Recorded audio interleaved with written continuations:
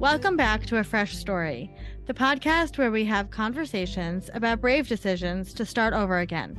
I'm Olivia. And I'm Jenny, and we're so glad you're here today.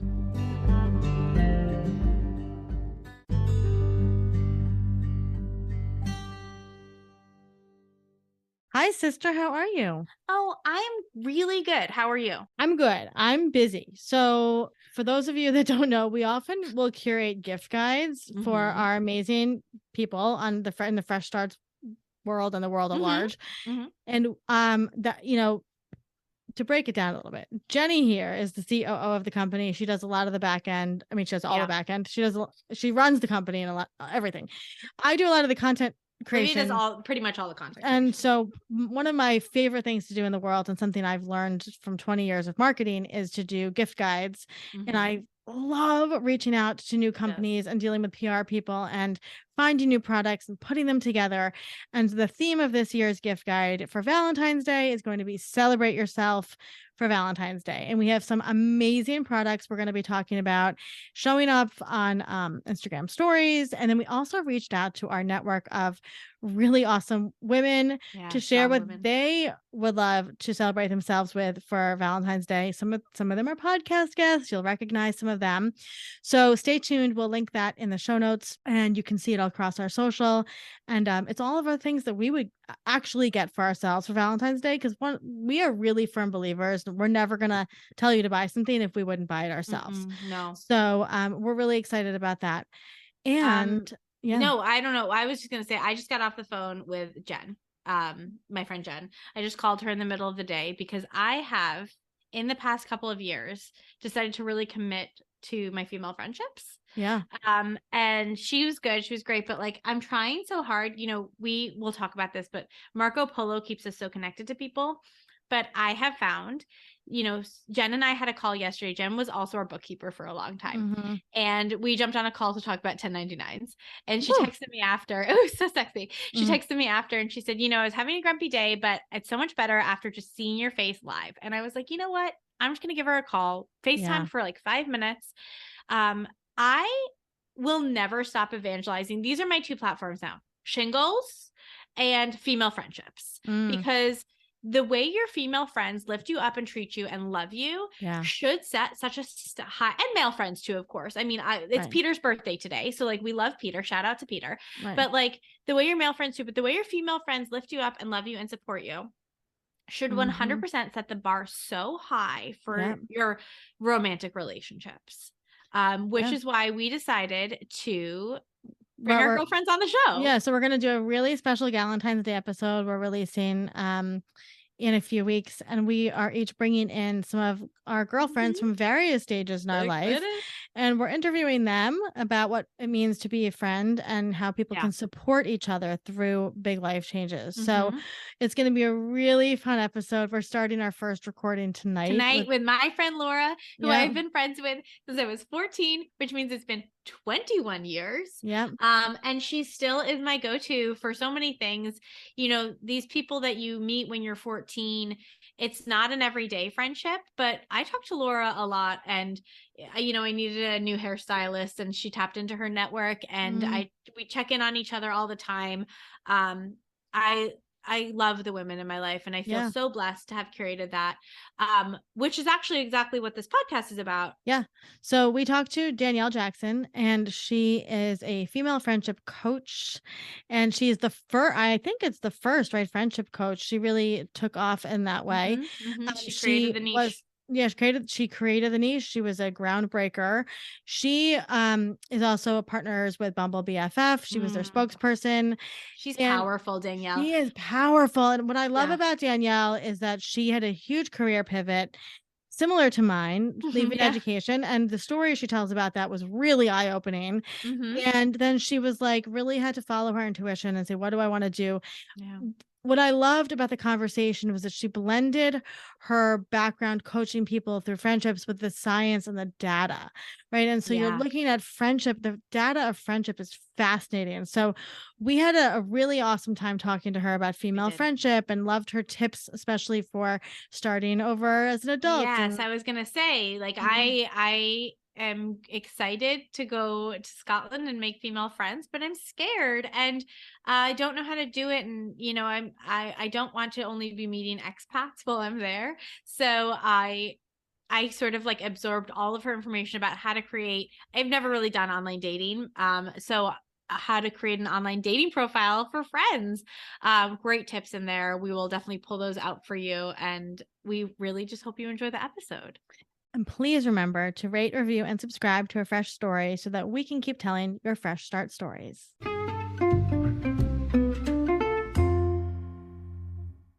So Danielle Jackson is a female friendship coach and educator who speaks nationally on the subject of friendship as a wellness imperative. Her coaching business, Friend Forward, is dedicated to teaching women how to create and maintain better female friendships. A former high school teacher, Danielle now uses her teaching skills as an educator to coach women through ways to navigate common friendship conflicts. Danielle has become a go-to media source on the subject, and her advice has been featured in outlets like the Wall Street Journal, the Washington Post, NBC News, Insider, Super Casual, and more. She also speaks across the country about the power of female friendship and was recently hired by Bumble to become the official spokesperson for Bumble BFF, which is amazing. Danielle, we're so excited to have you here today. So can you take us back to the start of your fresh start journey? I feel like my fresh start was when I left the classroom. And that's because I was in love with teaching. Like it was very much a large part of my identity. And so I just knew when I started teaching that I was going to be the teacher who had been there for like 35 years and then you retire. I loved my job.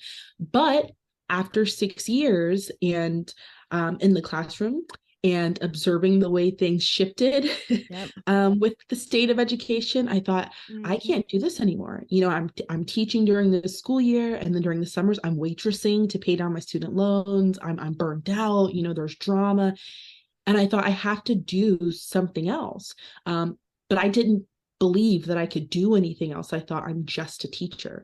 And so I believe my fresh start came from pivoting from a career that took place in the classroom to, you know, getting into a bunch of other things. And that's when things kind of turned over for me. I'm curious how you found yourself in that space of as a female friendship coach, what your journey to that point was.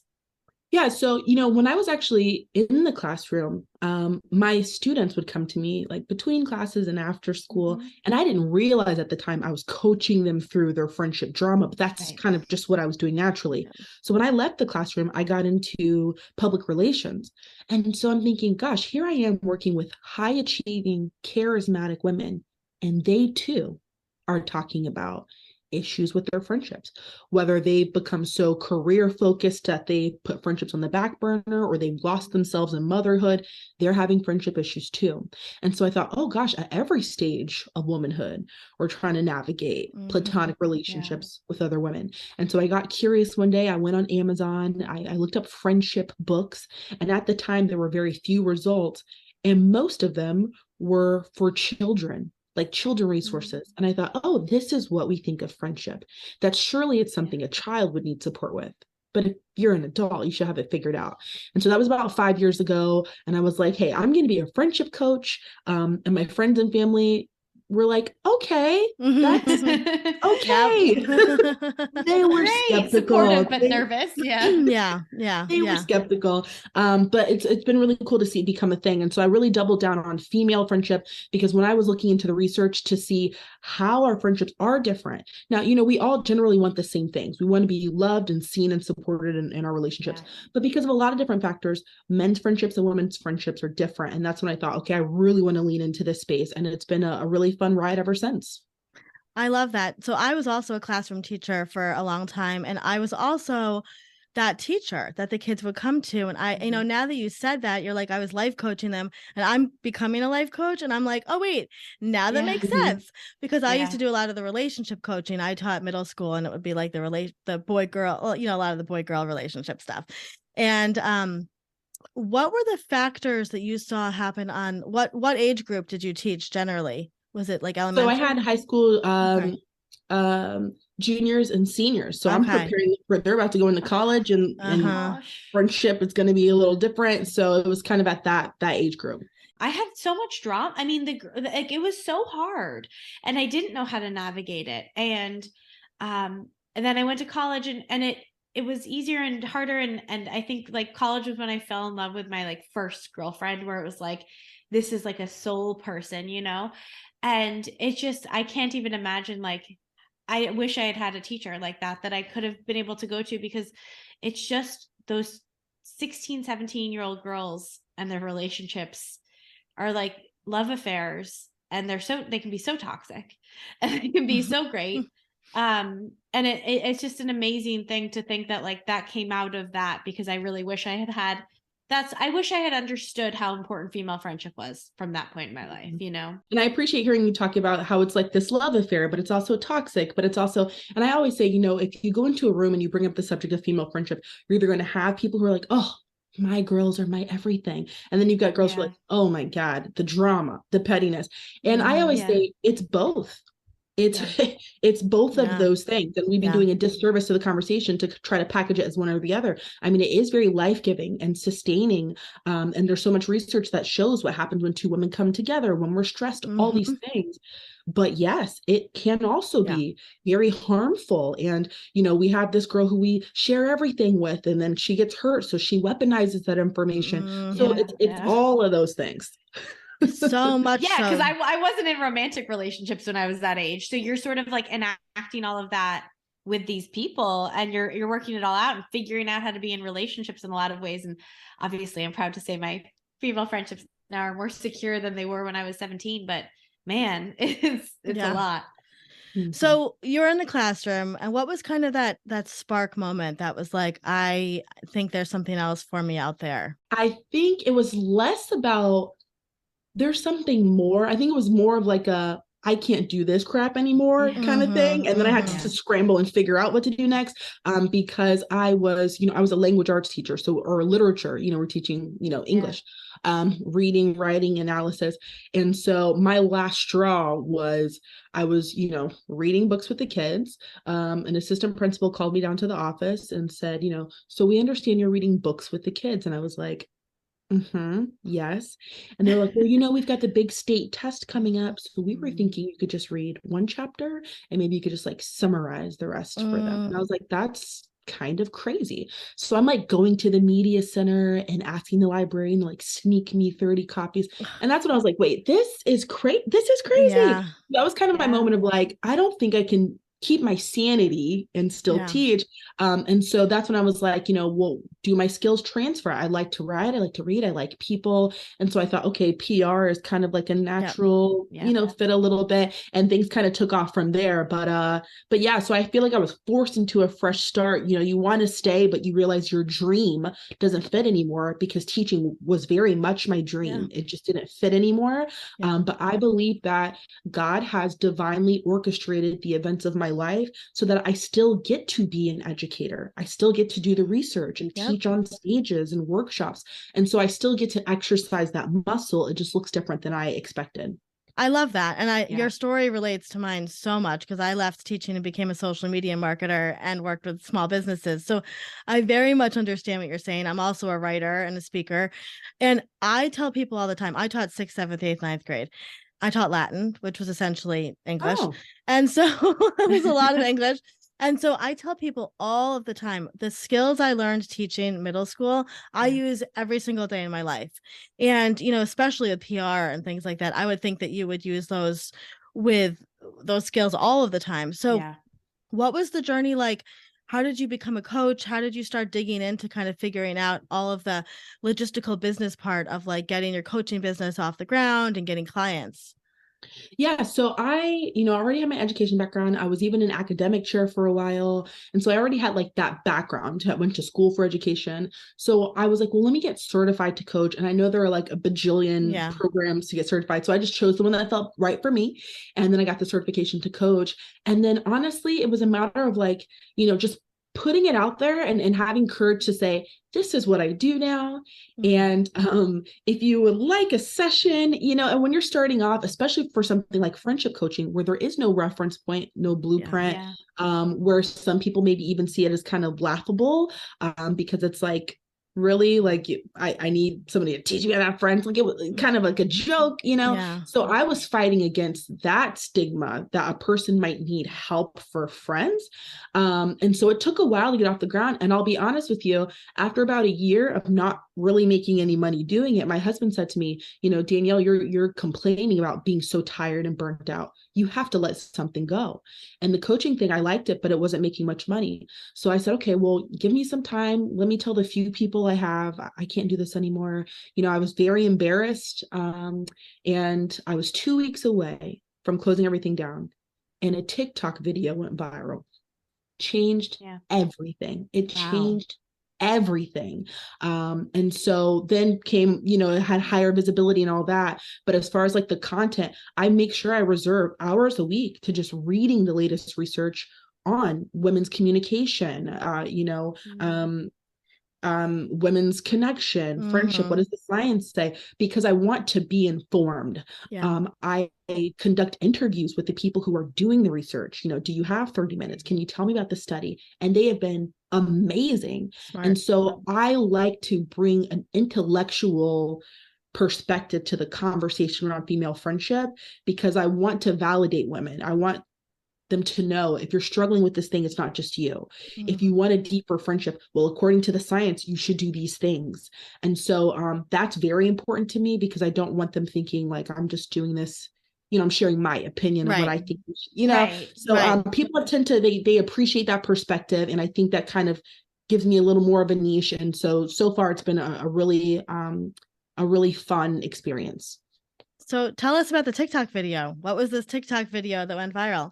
It was just like, what's crazy is like, it was 9 seconds. It was a stitch. So I made a video that I attached to somebody else's, but it was just this young girl. And she said, she's asked something like, what would you say to your 20-year-old self, or something like that? And I just stitched it.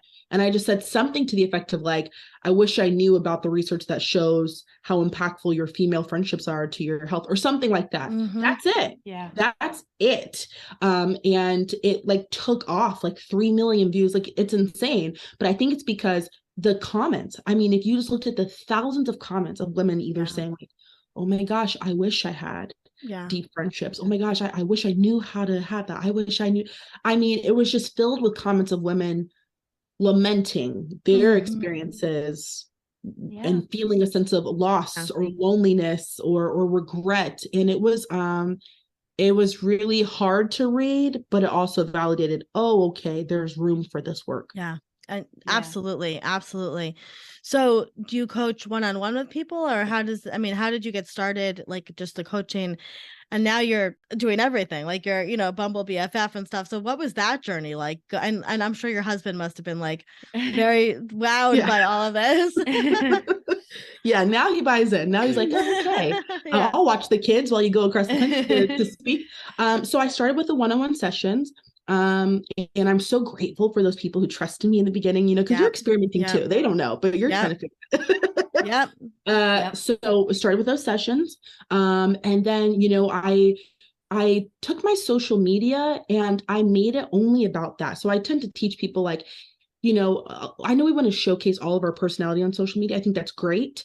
But at the end of the day, like, people can only handle so much, and they need an immediate association with your name. So if I want to write a post about my kids, I'm going to write a little post about my kids on Instagram, but I'm going to have a sentence or two about friendship. So whether I say something like, man, it's so nice to have mom friends who understand the struggle, but it's almost like this thread, this red thread that I weave through every post, because I need my name to be associated with female friendship. So that was my first thing, is like, how on social media can I make myself associated? Then I would set Google alerts for anything regarding female friendship in the news. And then I would post about it. So I'd say, oh, I don't know if you guys have heard this, you know, read this latest article in the Times, but it's saying this, and here are my thoughts. And so my goal was to make myself associated with female friendship. And so I knew it was working when people started to tag me in things. So it's like, oh, so you're seeing something about friendship and you think of me, okay, it's working. Yep. And so that's kind of how I like did the visibility part. And with the coaching part, I started a podcast. Similar to this, and which I mean, podcasts are just like my jam. If people are not on this train, Yep. Yeah, we so love that it. was a way to like tell my story a little bit. And then from a sales standpoint, I give just a subtle nod to coaching sessions. So I'll just briefly say like, oh, this reminds me of a session I had last week where the girl was struggling with this. And then I move on because people are smart, so they know. And so that was my way of letting them know, I'm doing this thing, no big deal. Oh, you want a session too? Okay, sure. So that was kind of like my strategy for increasing the visibility of the brand and getting more and more people to buy in. For anybody who's listening, Danielle is like an amazing energy. You have a beautiful energy. You truly do, like beautiful energy. And you're obviously incredibly brilliant. Like I would like I would sit in the lecture hall and listen to you speak forever. 100%. So I want to talk about female friendships because I feel like female friendships could break your heart worse than any romantic relationship could. And I've been ghosted by some really close friends of mine in really heartbreaking ways. And I think it's so different now with social media, right, than it may have been, 25 years ago or whatever. So like when your clients come to you and they're like, I see, my best friend is out there with another group of friends and I thought we were close. Like how can you just talk a little bit, I guess, about like the heartbreak of female friendships? We don't talk about this enough. And it is so like a knife in the heart when, you thought, because like you said, you do share your vulnerabilities with these people and then to have them turn on you or ghost you or whatever. Is that like a common thing that comes up with a lot of your clients? Oh my gosh, yes. There are a couple of reasons why I think that friendship breakups, especially among women, are really difficult. The first is because we don't even entertain breaking up as a possibility. So from a young age, we're downloading mantras like best friends forever, friends for life. I mean, like that's downloaded on your brain. So when you get into a friendship, you're not thinking like, man, I wonder if this doesn't work out. But maybe in a dating arena, you're very aware there's a chance that this might not work out. Yeah. And if so, you can dismiss it as plenty of fish in the sea. I mean, it'll be hurtful, but not my person. Right. With a friend, you're not even entertaining the idea that it won't work out. So I think the difficulty of trying to reconcile your expectation with reality makes it difficult. I think another reason it's hard is because that person is so deeply integrated into your life. And for women especially, we tend to think our best friend is the person who knows the most about us, where men tend to say their best friend is the guy they've known the longest. They tend to harp on duration, and we tend to harp on whoever knows the most about us at this point is my best friend. And so if things end with that person who knows so much, you almost feel very exposed when it's over because this person's re-entering the world knowing all your business, all the things you've gone through, just those vulnerabilities, seeing you cry, seeing horrible things you've done and they've forgiven you for. You're going back into the world with all this knowledge. And so that feels very that's very difficult, as well. And so, and then I also heard somebody said it best on social media, and I wish I knew who this was to give them credit, but they said something to the effect of, with a man, it's like they see you as an object, but with a woman, they see your real self. So it feels like more of a rejection from a woman because you brought your full self to the table. You're more than an object. And so to be rejected after revealing all of who you are feels deeply painful. I can imagine. I mean, it is. It truly is. And I think that's so true what you said. I haven't even thought about that. I mean, I'm thinking of the friendship bracelets and the necklaces we used to have growing up, right? BFF. And people change. And we allow for that in romantic relationships. Like I even say that about my own divorce, right? It's like we grew apart, we didn't grow together. But yet we don't allow that for female friendships. That's such a and you do grow apart. I mean, especially I'm thinking a lot about the difference between having, female friends and then when somebody has a baby and then that relationship change in a female friendship. How do people, deal with that when you are, growing up as this friend group and then people start having babies and maybe you're not the one having children at the same time? What do you recommend for people going through that? Yeah, I appreciate that question. And I'll tell you, hands down, without a doubt, if there is any social media content or podcast content that we do about babies, pregnancy, and friendship, I'm going to get the most DMs from that episode. I already know. So recently we just had an episode with Jordan Davidson, who's a writer. Her new book is called So When Are You Having Kids? And I interviewed her about it. So many messages from women saying, thank you so much for having this conversation, because it acknowledges the very real confusion around, man, if I choose to have kids or not, or if I'm going through a fertility journey or not, this impacts my friendships. And so, you know, it's hard because up until a certain point, we kind of are journeying with our friends through everything. You know, we're going through the same life stages in college, you're like on the same, you know, wavelength. But when a woman goes off and has a baby, I think it changes a lot of things. First of all, we've never had practice being friends on this terrain. So giving ourselves grace, like, you've never done this before, like acknowledging, okay, we've never been friends like this. So what do I have to do to stay connected to you? I think a lot of the tension comes from a fear of being left behind. That's the language I hear most common about that. I fear she's going to get so wrapped up in this baby, which is great. But is she going to leave me? You know, am I not going to be able to relate anymore? I don't want to have conversations about, you know, diaper cream and formula. I can't relate, you know? So the fear of being left behind, the fear that you're going to lose her to other friends who can support her in a way that you cannot.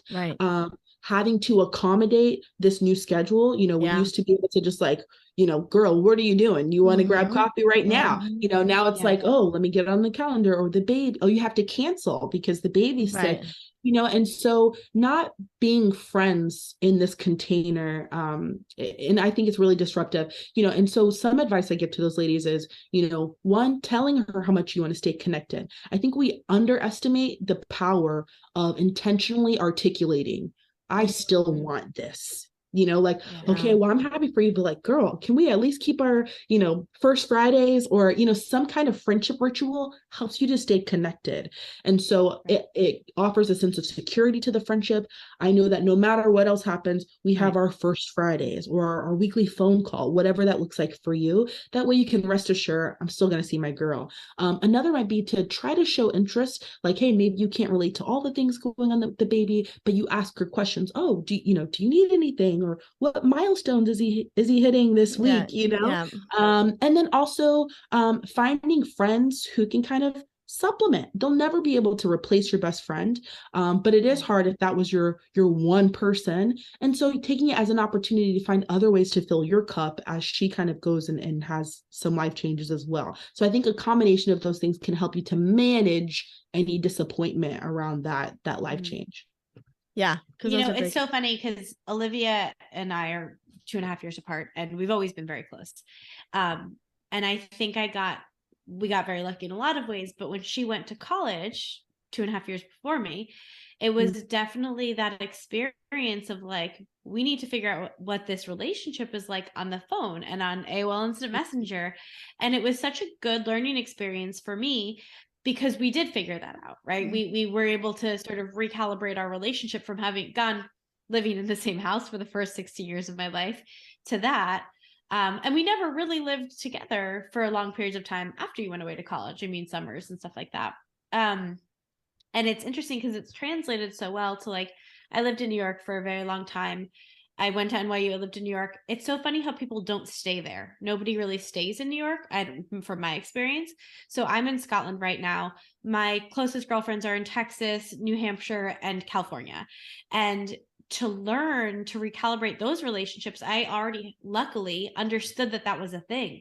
But if I didn't understand that was a thing, we had to have a blueprint. And I said to them, like, download the Marco Polo app. Like, and that app has saved our friendships, like, because it's time zones don't matter. So I can get up in the morning and send them I can send them 15-minute Marco Polos about like what I had for dinner and how I slept. And like so much of it I've identified is caring about the like mundane things in their life.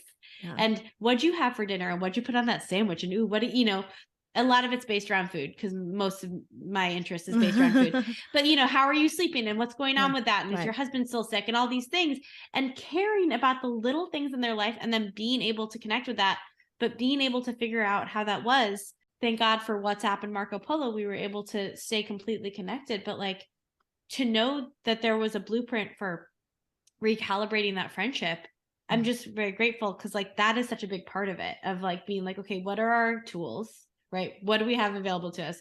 Instagram, WhatsApp, text, Marco Polo, and then how do we utilize those? And it's a very interesting sort of like thing to recalibrate, but I'm grateful for my sister for learning how to do that at a very young age. Yeah, that's really powerful. And I'm clinging to one word you said. You said, I guess we have to rewrite.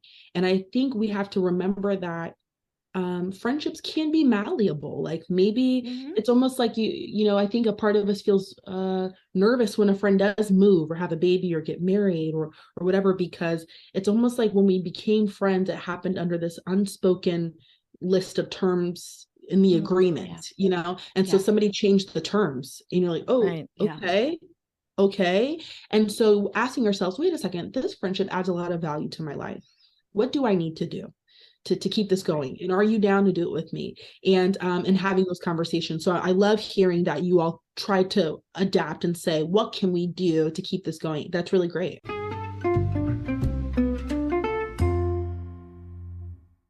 So you start coaching, and how do you start to get you get the visibility, and then what happens after that? Yeah. So, the business finally did become a little profitable. Like, okay, I can pay for more than gas in my car. I just like to be transparent about that, because you got all these coaches like, I got a figure month, like, honey, stop. Okay. Yeah. But so it was rough. 100%. Yeah, it was rough at the beginning. But after it started to flow and I thought, okay, what else can I do? Can I add on?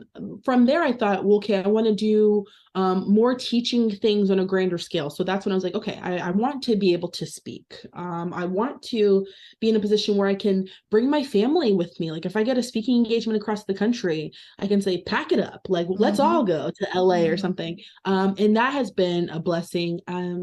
And so, just how can I put myself in spaces where I can speak on a larger scale and have a larger audience, and not for like vanity purposes, but to get the message out to groups who need it. And so a lot of surprising opportunities came. And again, I do attribute to social media. Social media has been huge in helping me to get different speaking engagements and podcast interviews and other cool partnerships. And so I'm really grateful for that. I love that you brought that up, because as social media people, and I'm a a proponent of finding your people on social media. And I could actually, and I would love to kind of pick your brain about online friendships, because I could talk about, I have a lot of theories about online friendships. I've had a ton of friendships online that have turned into real life friendships, but also a lot of online friendships that stay online but are really, really powerful friendships. And so I think, and I'm going to guess it all goes back to kind of being seen and feeling seen. So what are your thoughts kind of on like online friendships versus in real life friendships? And do you coach people on both of those topics? Yeah. Oh, great question. I'm not here to qualify anybody's friendships. I can tell you what the research says, but at the end of the day, if you're like, this is my real friend and that's a friend to you, great, but I think social media can be really helpful for maintaining friendships, especially in an increasingly mobile world. So we've got friends working from home, they're moving across the country. So social media has been so great for keeping us connected. I think it's great for mobilizing us and connecting us and helping us find, oh, I'm not the only person with this very niche interest. There are people who share this passion, so I think it's great for that. I think it's great when it's used to facilitate connection and maintain connection. So your partnership, what's going on with you and Bumble BFF? Because I'm going to dip my toe into Bumble BFF. I'm in Scotland right now, and I don't know anybody here really. I've my girlfriends, one New Hampshire, one California, have had really good experiences with it. I'm nervous, and I wonder if you have any advice for that. I'm a really good friend, and I don't know how to like express that on the profile. But I'm nervous, and especially being in a different country, it's like kind of like different value systems and stuff like that.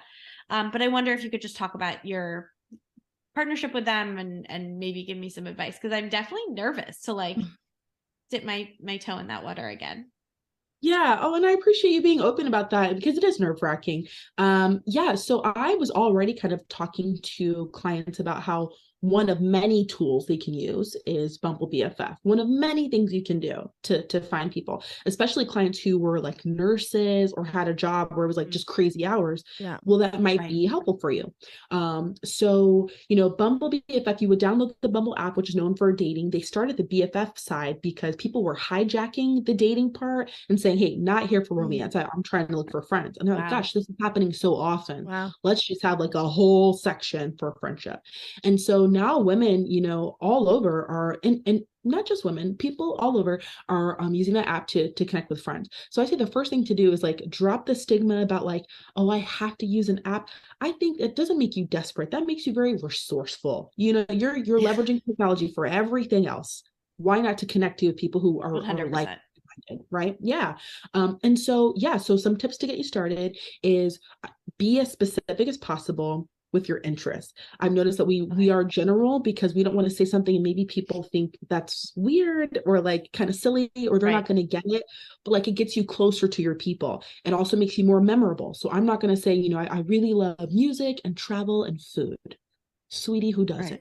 Okay. I'm going to talk about like my favorite album, the best places I've traveled to, and a dish I could eat every day and never get tired. That's it because it makes you memorable. It also gives people something to cling to. And so it's hard for all of us to start a conversation. We're racking our brains. I don't know a good opening line. So I'm going to make it easier for you by giving you some stuff to work with. So if I'm specific about a place I've traveled and I mentioned something about Peru and somebody's like, oh my gosh, my family from Peru. Like I'm giving you stuff to work with. So often we get so obsessed with like our experience, we forget that other people are nervous and don't know how to start the conversation. They don't know how to keep it going. So how can I make it easier for you? Right. So being as specific as possible, you want to upload, I would say like 4 pictures that show you doing what you love to do, in different capacities.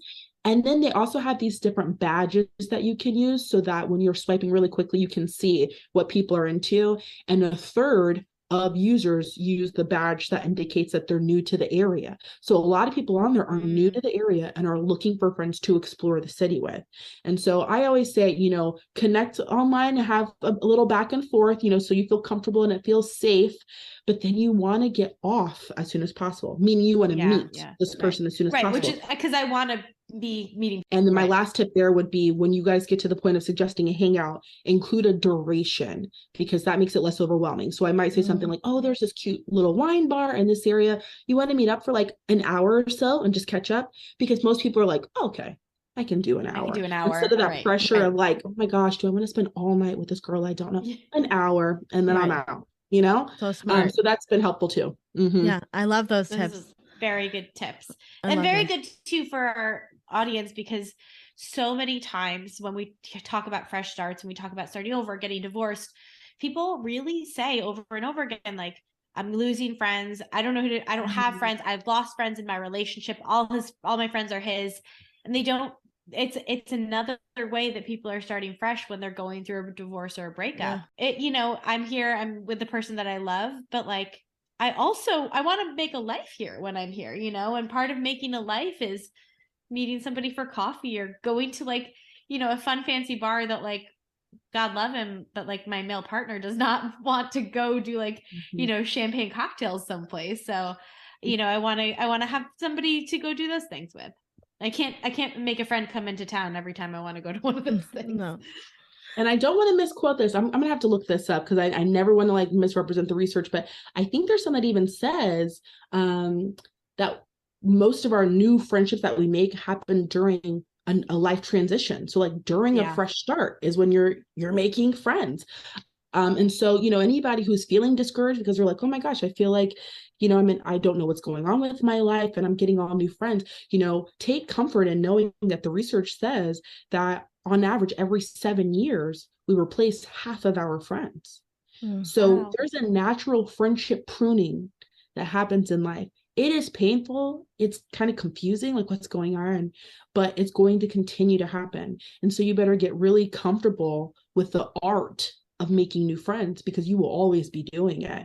So it doesn't signal that you're behind, that there's something wrong with you. It doesn't mean any of those things. It's just a new opportunity to connect with people who can appreciate this 2.0 version of you. Yeah. I love that you said that, Danielle, because Yeah. I feel like we cling on to these friendships from our past, and we feel like it's like letting ourselves down if we let new people into our life. Right. And so I think that's such an important thing you said. Like, we change, so why would our friendship circles not change? And it's a beautiful thing to let new people into our life. But for some reason, culturally, we look down upon that a little bit. I don't know. Like, it's like we messed up, or like we failed at something because we have to get new friends. Does that make sense? That makes total sense. I was actually just working with a woman recently, and she was describing a fairly toxic friendship to me. Like, she was walking me through, and I'm like, girl, I rarely say like yes or no, black and white. And I was like, this is not okay, the things that you're describing. Yeah. But when I asked her, can you help me understand, why do you elect to stay? Why are you still here? And she took a deep breath and she said to me, well, I guess I don't want another failed friendship. And so here she is staying in a friendship because she thinks it would say a lot about her to end it and quote unquote start over. Right. And so this whole like equating longevity with satisfaction or validity, we've got to get away from that. So definitely identify the friendships that add value and do what you can to keep them. But if something's not working out, it does not mean you failed. It doesn't fit, and that's okay. And when you have research that's saying that we have room for about 3 to 5 close relationships, if you're maintaining one that's just like not doing you any favors, you are keeping out room you could be giving to people who can pour into you. I love that. And that's like very much our ethos at Fresh Starts. Like, I always say that about marriage. Like, there's no reward at the end of a long, unhappy marriage. And it's the same thing with friendship. There's no one's going to hand you a gold platter and say, here, you survived a 50-year unhappy, toxic friendship, right? Like, that's just not going to happen. Can you talk before we let you go for a minute just about mom friends? Because you're a mom and I'm a mom. I have 2 boys. And boy, that's been tricky. That has been tricky. And, time aside that everybody's busy and doing things and whatever, finding people that have your same kind of parenting ethos is really hard to do. Yeah. Oh gosh. Okay. I have caught myself judging new friends. I'm like, oh gosh, she lets her kids do this. Yeah. I don't know what I think of her anymore. Right. What's helped me is like, yes, it's totally helpful to have friends who can affirm various aspects of your identity. So an aspect of your identity is being a mother. It helps to have friends who can affirm that part of you. So mom friends are necessary for sure. But I've noticed that when we start to say like, oh gosh, she does this with her kids, she allows her children to do this. What I've tried to do to help me in those moments is to say, okay, is that choice influencing my children? Because now we have an issue. Or is it influencing me or impacting how we operate, how I relate with my children? Is it a safety thing, harm thing? If the answer is no, and I just don't like it, then I have to tell myself, okay, well, she gets to choose differently for her children, and that's okay. And trust me, I know this is all like so much easier said than done. It's but having to remind myself. Yeah, it's hard, but to just say like, okay, she's making different choices for her child than I would make. Yeah. And I'm just going to turn a blind eye to it. I mean, honestly, because then it does get into a mode of kind of being critical or all of that. And I understand some of it's natural because we like to be friends with people who are like us. I mean, as complex and complicated as we like to think we are, the research says that we like people who like us and we like people who are like us. That's a powerful thing that brings us together. So if I'm cool with the woman and then I find out that she does something with her kids and I'm like, ooh, that I don't approve of, I guess we're different. I guess she, so can I separate this is a choice from this is her character? And a lot of us kind of conflate the two. And if I'm able to do that, I think we'll be able to like remain friends. But if you find that she's making parenting choices that are like negatively influencing you or your children, then maybe that's the thing to consider. And I want to say too, like what you were saying about friendships, I had friendships with moms in the newborn phase, and then those friendships faded. Then in the toddler phase, and those friendships faded because you're changing, your kids are changing. You don't even know who your children are at that point. So I think it's the same kind of thing, like almost hyperspeed, right? From the 7-year friend change is kind of like this every few months almost. You have new mom friends come into the picture because maybe you meet them at music class, then you meet them at pre-K, and then elementary school, and you don't necessarily are not going to have the same bond still with a person that you met when your kid was in a newborn yoga class that you're going to have when your kids are in high school. So I think it's just super important. Like I love this idea of like the pruning the friendships and like allowing new people to come into your life. That goes for all types of friends, and I love that you said that. The thing that I've had to deal with the most is like when I've been going through changes, people's reactions to my changes, people's reactions to my decisions. And sometimes it becomes so clear that like their reaction's more about them than it is about me. And being like, well, at the core, I love this person and I'm going to give them grace that maybe that wasn't their best reaction that they've ever had. Maybe they're not proud of that. Maybe they are. I love them though. And I'm deciding that like, I'm going to let this one slide, and I'm going to let it slide, or I'm not going to judge her that, you know, she lets her kids have screen time and I don't let my kids have screen time, things like that. It's just giving grace to people and being like, at the core, I love you. And sometimes the things that surround the core, not all my favorites, but like, that's okay. And you don't have to, no one person's going to satisfy every single, you know, instinct and every single part of you. So Danielle, what is coming up next for you in your journey through life? Like, what do you have on the horizon? What are the things we can support and celebrate you for coming up? Oh, my book comes out in 2024. Okay. Exciting. That's exciting. So it's like, oh, way out there. So I'm excited for that. But in a couple months, I am hosting my first big girl event. So a little nervous about that. It feels very safe to like be on a stage or to be in a session. It feels very scary for me to have an event. You know, you're terrified. What if no one comes? What if they hate it? So that's happening in March. And so I just thought, you know, all this talk around friendship, I think it's about time that I facilitate an actual opportunity for women to meet each other. And we're going to do, you know, have a mental health panel to talk about how friendship impacts your mental health. We're going to have speed friending and all these cool things. And so I'm very nervous, but I'm very excited to host my first big girl event in 2023. Where does that take place? Where does the event take place? So that'll be in Tampa at the Hyde House from 9 to 1. We're going to have brunch cocktails and experts talking. And so I'm very excited. We put a lot of thought and care into helping women actually facilitate friendship, because I know there are a lot of events and they're like, oh, come make friends, you know, but they're not like doing anything actively to help you make friends. This will be like, we are helping you to like facilitate connection. And so I'm excited for it, and we'll see how it goes. But, you know, I'm telling myself, no matter the outcome, this is something I'd like to check off my bucket list, and I'm going to measure my success by just having done it. Yeah, absolutely. Absolutely. It's amazing. And I think you're going to do many of them. I think it's going to end up being a template, because what a necessary thing to have. Like it's one of those things like, oh, just network. Oh, just make friends. Like easier said than done. And I think to have somebody like draw out a blueprint is going to be amazing. People are going to respond, I think, very well. I hope so. You're from your lips to God's ears. I mean, no, and you have like you have such a beautiful energy that I think like anytime you'd walk in the room, people would feel at ease with you and comfortable, and like you can really you're an, you know, a fantastic facilitator, and I think that this is going to be a huge success, and we're so excited for your book, and we'll be there cheering you on the whole time. And last question, this is the fun one. What was the last thing you ate that you really loved? The last thing I ate and really loved? Yeah. Oh gosh.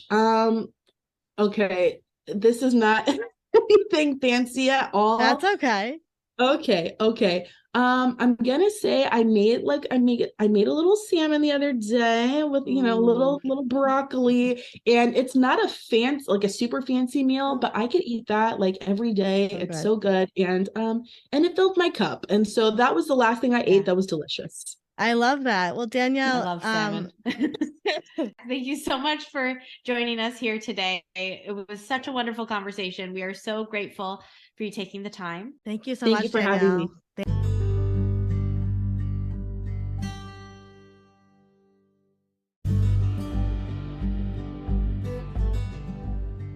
Thank you for listening to today's story. We're always here and we're proud of you.